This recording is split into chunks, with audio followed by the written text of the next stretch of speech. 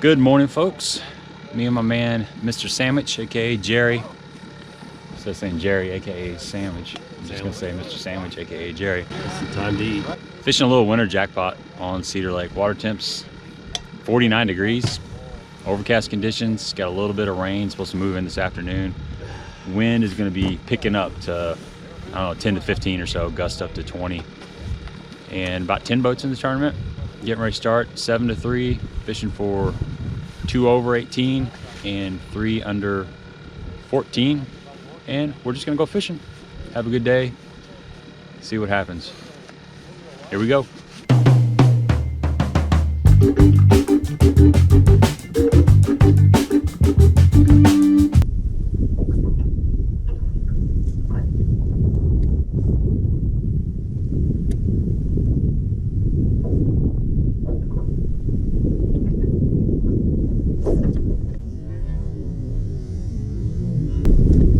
Yeah.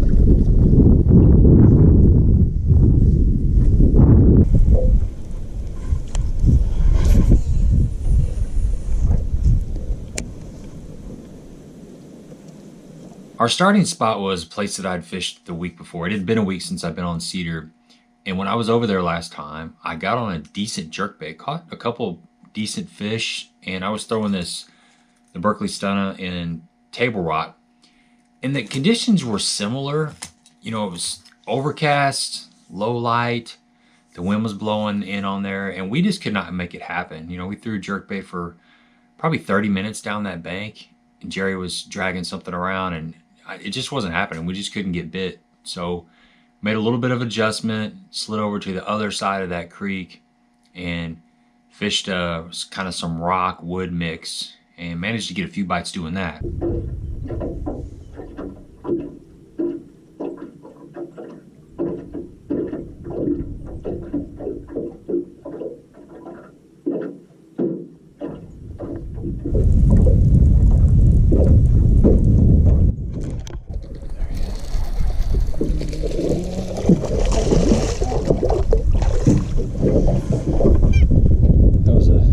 I was reeling it up off the bottom and that fish hit it. I think that's it. That fish looked bigger than the one. I know.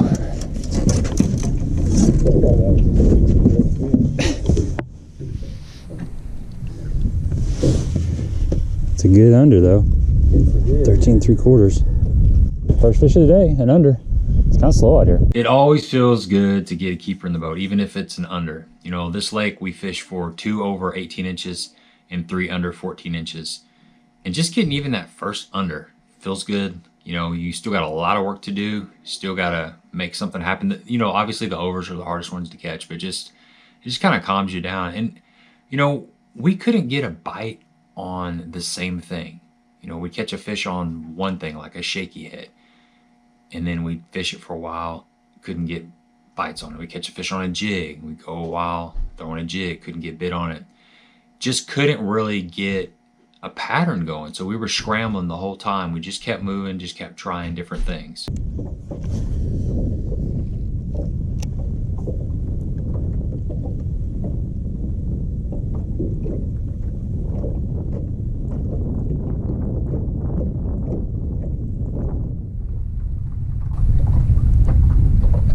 There he is. Yeah. No, slot.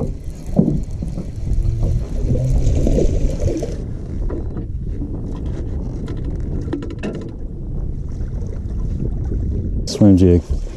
Slow rolling it, thanks. Oh. Slow. That's a nice chunk. Nice chunky fish. Chunky monkey. There you go. Little swim jig fish. Not gonna help, but it's good to get a bite. It's been kind of slow for us out here.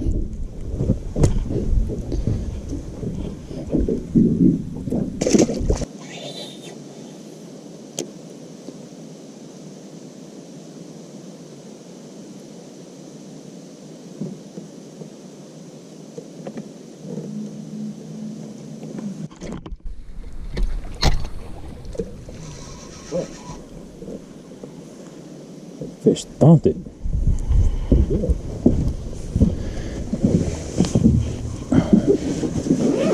I was not surprised. I was not expecting that.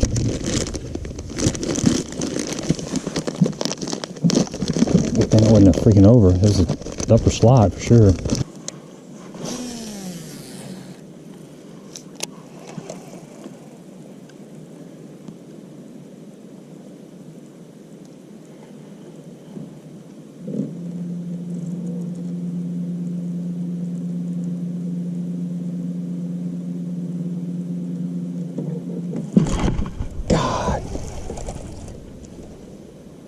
Broke me off. Dude, that was a good bite. Son. Yes. I think that's what we need to be throwing. Go ahead and jump up here. I should have retied banging around those rocks.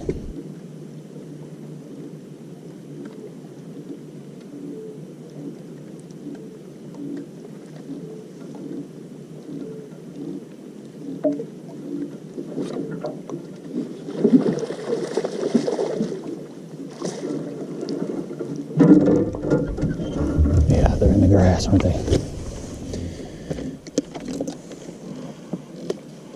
Right.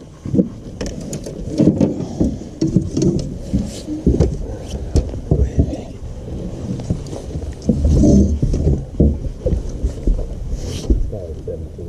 Yeah, I'm pretty sure it is.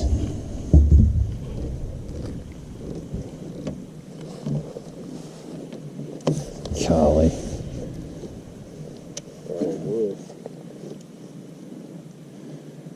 Yep, 17 3/4.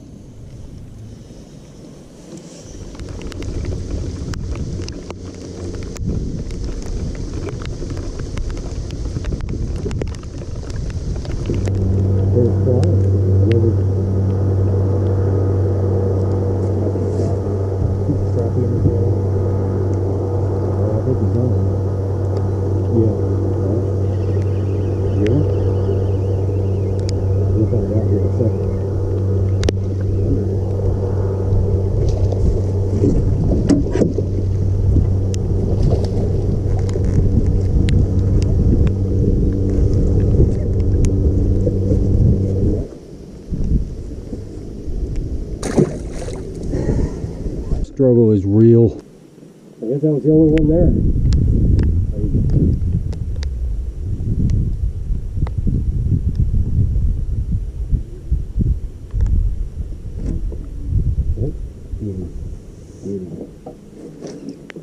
Nice.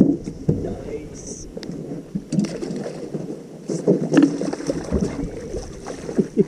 That'll be. Well, he had it for a while. All right, second under. It has been very tough for us. I'm not sure what we're doing wrong other than not catching fish. But we got about 1.5 pounds.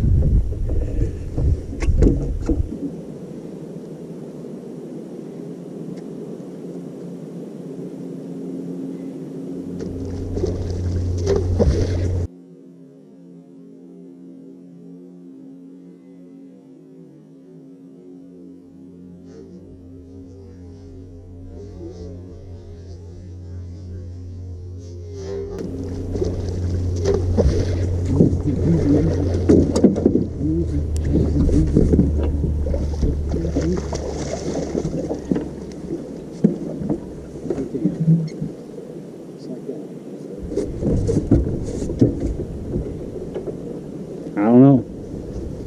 49-degree water temps. You just never know. Rain. Fish absolutely crushed it. That was cool. That was an awesome blow up. And to catch a fish on a frog in 49-degree water is kind of rare, I guess. I mean, people do it, but it's not something you typically go out and target. You know, I'm learning. You know, I'm not afraid to say that. Every trip is a learning experience. And I learned that we probably should have kept that frog in our hand. Actually, I wish I would have spent half the day throwing a toad and covering a little more water, because there were a few fish. I think if you'd kept that in your hand, you probably could have came across 2 really nice overs. But that blow up, 49-degree water, that blow up, remember that. Just because the water's 49 degrees, if the fish are shallow, you can still get that bite.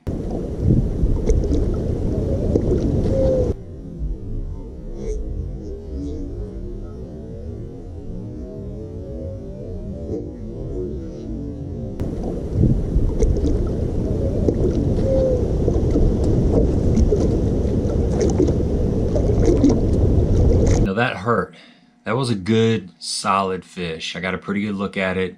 It kind of rolled up on the frog a couple different times. It just wouldn't take it. There's nothing you can do when that happens. We had 3 toad bites. 1 of them got it. 2 of them didn't. The 2 that didn't, I got a decent look at them. They were fish that would have made it in the live well. That's the way it goes.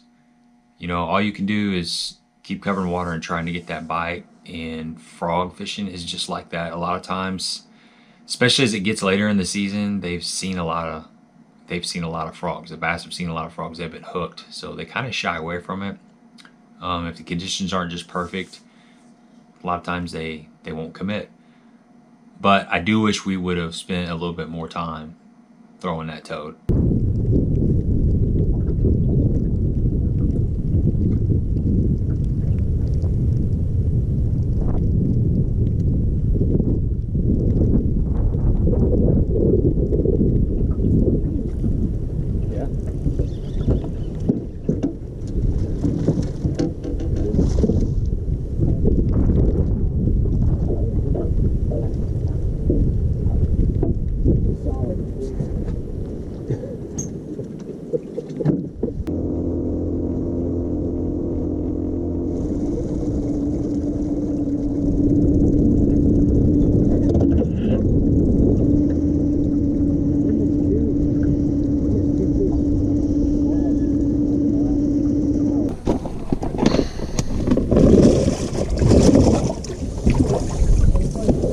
Oh, cold tag.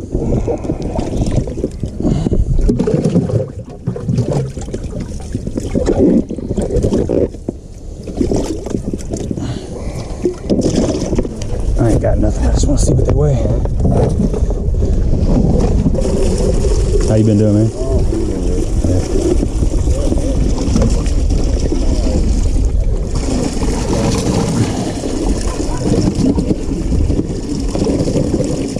What's going on, Doug? That's good. All right. Yeah, the first one we got. 363.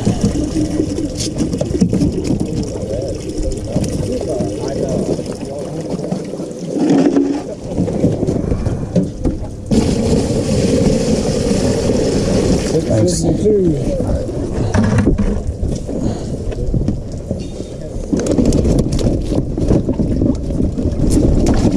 All right, thanks.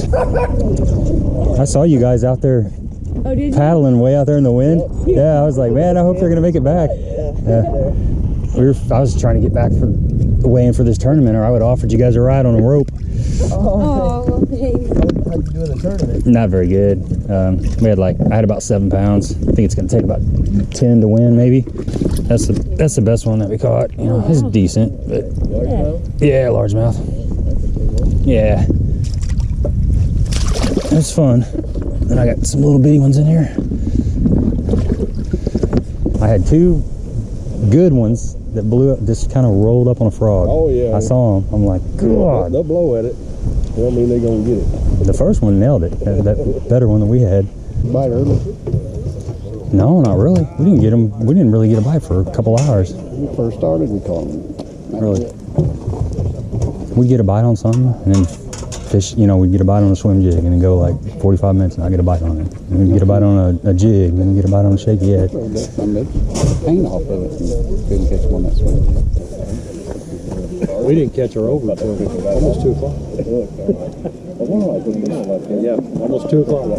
You should have heard him holler. If you'd have been anywhere within probably 400 or 500. You had one over? Good job, man. Well, what did it weigh? 4 or 5 minutes. Nice.